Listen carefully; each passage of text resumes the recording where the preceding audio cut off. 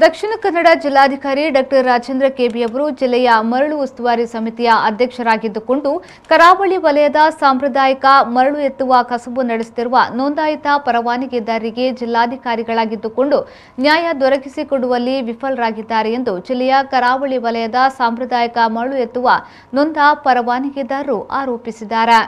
ಈ ಬಗ್ಗೆ ನಗರದ ಪ್ರೆಸ್ ಕ್ಲಬ್ನಲ್ಲಿ ಸುದ್ದಿಗೋಷ್ಠಿ ನಡೆಸಿ ಮಾತನಾಡಿದ ನಾರಾಯಣಪುರ, ಜಿಲ್ಲೆಯಲ್ಲಿನ ಎಂಸ್ಯಾಂಡ್ ಮತ್ತು ಕೆಎಸ್ಎಂ ಸಿಐಎಲ್ ಅವರಿಗೆ ನೀಡಲಾದ ಡ್ರಡ್ಜಿಂಗ್ ಒತ್ತಡಕ್ಕೆ ಒಳಗಾಗಿ ಕರಾವಳಿ ವಲಯ ಸಾಂಪ್ರದಾಯಿಕ ಮರಳು ಎತ್ತುವ ಕಸಬಿನವರಿಗೆ 2021 ಸೆಪ್ಟೆಂಬರ್ 16ರಂದು ವಿಮೋಚನಾ ಪತ್ರಾವಧಿ ಮುಕ್ತಾಯವಾಗಿದ್ದರೂ ಕೂಡ ಜಿಲ್ಲಾಧಿಕಾರಿಗಳು ಜಿಲ್ಲಾ ಮರಳು ಉಸ್ತುವಾರಿ ಸಮಿತಿಯ ಸಭೆಯನ್ನ ಕ್ಲಬ್ದ ಸಮಯದಲ್ಲಿ ನಡೆಸದೆ 2022ರ ಸಾಲಿನ ಸಭೆಯನ್ನ ಸರಿಯಾದ ಸಮಯದಲ್ಲಿ ಪ್ರಸ್ತಾವನೆಯನ್ನ ಸರ್ಕಾರಕ್ಕೆ ಸಲ್ಲಿಸದೆ ವಿಳಂಬವಾಗಿದೆ ಎಂದು ಆರೋಪಿಸಿದರು.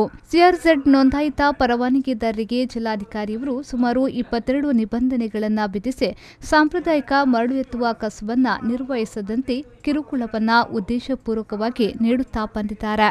2 ವರ್ಷಗಳಿಂದ ಸಿಆರ್ಝೆಡ್ ಪರವಾನಗಿದಾರರಿಗೆ ಮಾತ್ರ ಅನ್ವಯವಾಗುವಂತೆ ಮಾಡಿ ಕೆಎಸ್ಎಂ ಸಿಐಎಲ್ನವರ ಡ್ರಡ್ಜಿಂಗ್ನಲ್ಲಿ ಹೂಳೆತ್ತಿ ಅಕ್ರಮವಾಗಿ ಮರಳು ಸಾಗಾಟ ಮಾಡುವವರಿಗೆ ಯಾವುದೇ ನೀತಿ ನಿಬಂಧನೆಗಳು ಇರುವುದಿಲ್ಲ. ಈ ಬಗ್ಗೆ ನಮಗೆ ಸಂಶಯ ಮೂಡುತ್ತಿದೆ ಎಂದು ಹೇಳಿದರು.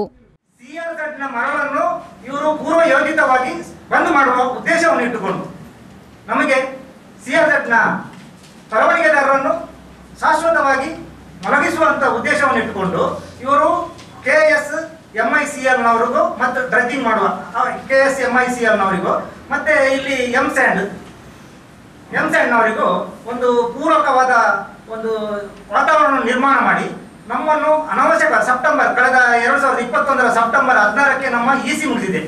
ಇಸಿ ಮುಗಿದ್ರು ಮಾನ್ಯ ಜಿಲ್ಲಾಧಿಕಾರಿಗಳು ಇಸಿಯ ಬಗ್ಗೆ ಸರ್ಕಾರಕ್ಕೆ ಸರಿಯಾದ ಪ್ರಸ್ತಾವನೆಯನ್ನು ಕಳಿಸದೆ ಇಲ್ಲಿ ತುಂಬಾ ತೊಂದರೆಯನ್ನು ಮಾಡಿರ್ತಾರೆ. ಅವರು ಮೀನುಗಾರಿಕೆ ಈ ಮೊದಲೆಲ್ಲ ಮ್ಯಾಥಮೆಟಿಕ್ ಸರ್ವೆ ಮಾಡಲಿಕ್ಕೆ ಪ್ರೈವೇಟ್ ಸಂಸ್ಥೆಯವರಿಗೆ ಕೊಡ್ತಾ ಇದ್ರು.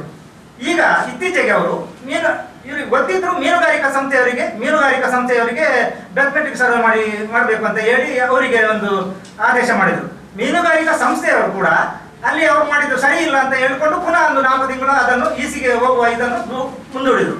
ಹಾಗಾಗಿ ಸುಮಾರು 9 ತಿಂಗಳ ಕಾಲ ನಮ್ಮನ್ನು ಇವತ್ತು ಇಸಿಯಾಗಿ ನಾವು ಪರವಾನಗಿ ಕೊಡ್ತೇವೆ ಅಂತ ಹೇಳಿ ಅವತ್ತಿಂದ ಇವತ್ತಿನವರೆಗೂ ನಮ್ಮನ್ನು ಸತಾಯಿಸ್ತಾ ಬಂದರು. ಇತ್ತೀಚೆಗೆ ಗ್ರೀನ್ ಟ್ರಿಬ್ಯುನಲ್ ಮೊನ್ನೆ 18 ತಾರೀಕಿಗೆ ಮೇ 18ಕ್ಕೆ ನ್ಯಾಯಪೀಠ ಒಂದು ಉಡುಪಿ ಜಿಲ್ಲೆಗೆ ಒಂದು ಆದೇಶವನ್ನು ಮಾಡಿದೆ. ಅದನ್ನೇ ಮುಂದಿಟ್ಟುಕೊಂಡು ನಮ್ಮ ಜಿಲ್ಲೆಯಲ್ಲೂ ಸಿಆರ್ಝೆಡ್ನ ಮರಳು ಮಾಡುವವರ ವ್ಯಾಪಾರವನ್ನು ಸ್ಥಗಿತಗೊಳಿಸಬೇಕು ಅಂತ ಹೇಳಿ ಇವರು ಒಂದು ಆದೇಶ ಮಾಡಿದರು. ಡಿಸಿ ಅವರು ಬಹಳ ಅನ್ಯಾಯವಾಗಿದೆ. ಸುದ್ದಿಗೋಷ್ಠಿಯಲ್ಲಿ ಸುನೀಲ್ ಉಪಸ್ಥಿತರಿದ್ದರು.